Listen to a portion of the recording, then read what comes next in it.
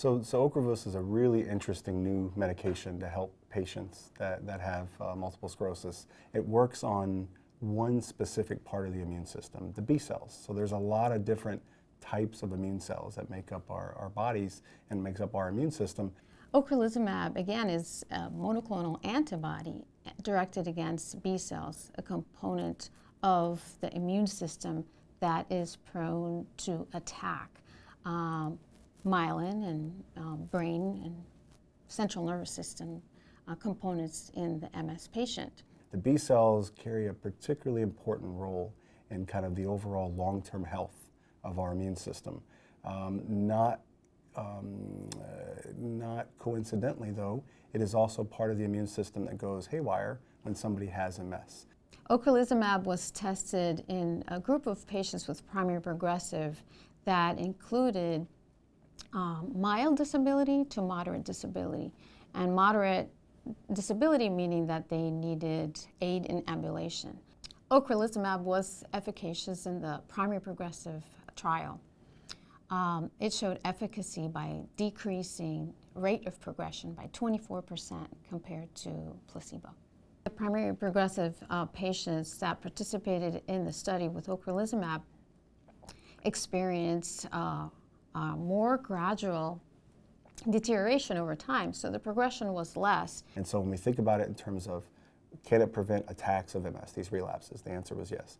Can it help reduce MRI activity? That answer was a resounding yes. Can this medicine help slow down the natural history of primary progressive MS? So since there was no FDA-approved treatments for primary progressive MS, that was a placebo-controlled study, meaning that patients for the duration of the study had a chance to either get ocrelizumab or placebo, and then the question was, which group did better? And the answer, thankfully, for the first time in an MS study, is that the primary progressive patient that received ocrelizumab did better than the natural history of the disease, i.e., those that received placebo, at slowing down this sustainment of disability that we know that can accumulate.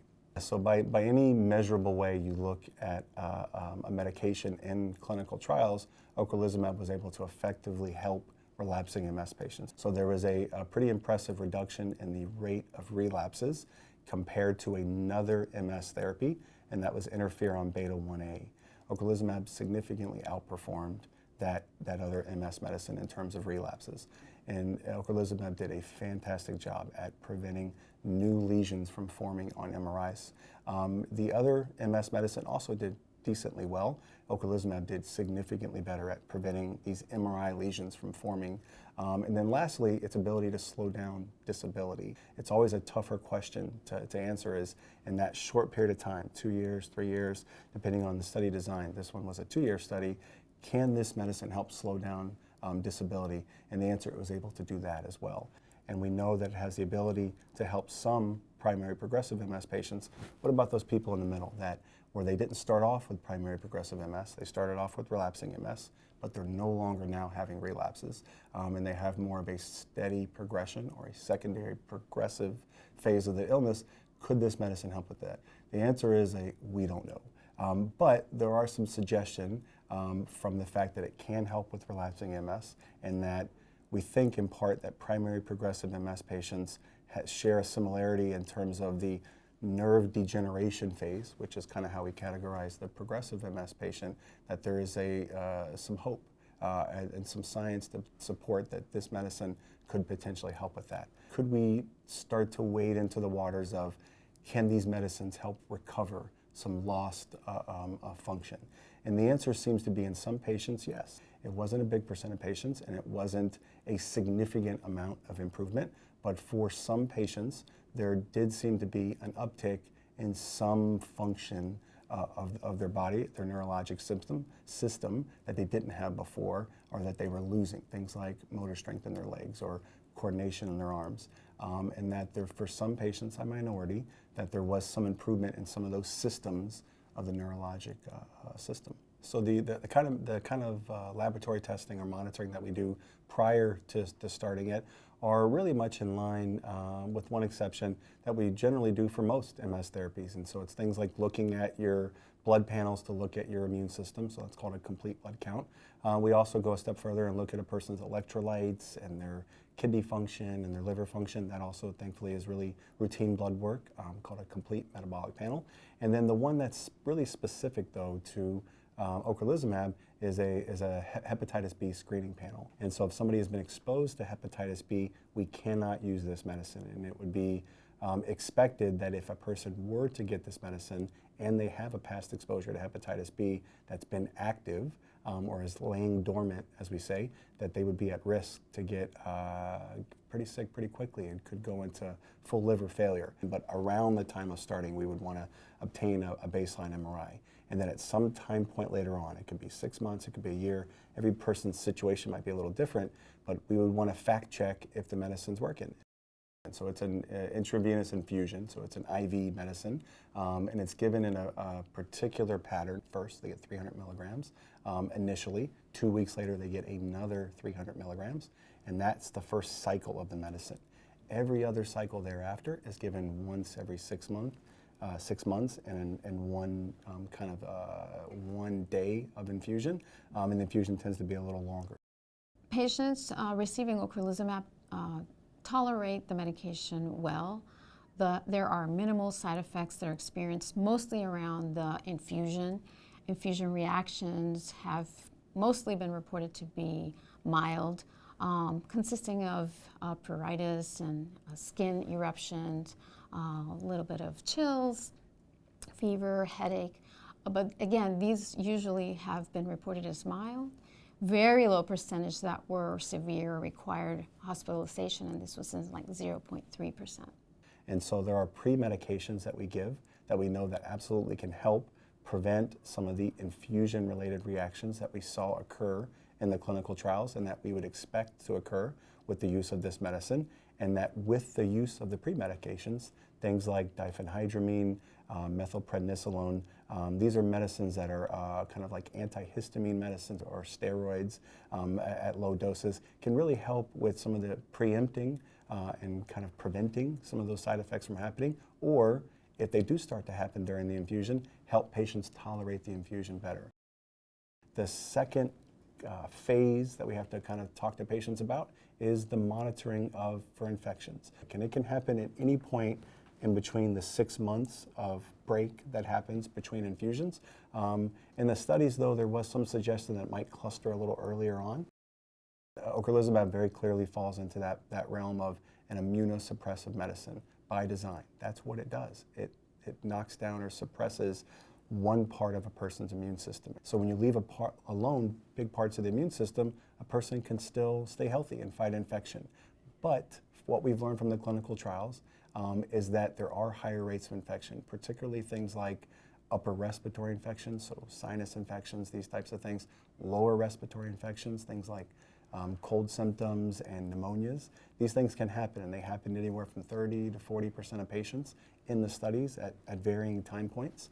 What we typically counsel patients on is keeping us updated, in that when you're on this kind of medicine and when you're starting it for the first time, to be hypervigilant or hyper aware of infectious symptoms. So runny nose, fever, cough, chills, things that we always want our patients to keep us updated about. We particularly want to be updated about when it comes to these newer medicines that perhaps have a stronger impact on the immune system, because we might need to consider the idea of intervening. Is there a time period or a length that we should be using this medicine, whether it's 2 years, 5 years, is it 10 years? And that for some patients, should there be a stopping point? And if so, why? And so that kind of tough question, ongoing, unanswered question is being evaluated. So for some patients, there does appear to be the need for a stopping point. And that's a very tough conversation to have with patients, particularly for a medicine like this that does infer some hope in that it's helping among the most difficult to treat, particularly when we talk about primary progressive MS. But there does need to be some, again, that tempered optimism or some reality in terms of what are we hoping to see. Is there something that we can point to and say, this is having a treatment effect? And if the answer ends up being no, and for a real percent of patients it will be, then we'll have a very tough conversation about withdrawal treatment, and then we'll weigh the pros and cons about what that would be versus continuing the medicine. And then lastly, and the most difficult part of this medicine, and really it's one of these time will tell kind of answers, is that what are some of the long-term complications of this medicine, and how do we define that? It will be important to continue surveillance of PML, progressive multifocal leukoencephalopathy. Given that there has been one case reported, and it is a patient that had received Tysabri initially, therefore, with many patients switching therapies, this will be something to keep looking for. And so when you start suppressing or lowering parts of a person's immune system, it might increase their risk eventually for things like cancer. And so kind of given that longer term explanation and the things that we have to monitor for, I think the right way to put it in context for patients is to stress just how important cancer screening tests are. Pretty common question that's going to arise with ocrelizumab is its relationship to use of vaccinations. The way in which this drug works is it affects the B cells. The reason to give the vaccine is that you need a healthy population of B cells to accomplish that task. The general recommendations now is that if somebody needs a vaccine, that you would want to give it at least 6 weeks prior to giving the ocrelizumab infusion. Patients should not receive any live virus vaccines while receiving ocrelizumab, such as the varicella zoster or shingles vaccine. And so what I would say in general is that if somebody is on one of the injectable medicines and their lab values were normal, I would feel comfortable transitioning those patients with very narrow time windows from one medicine to the other.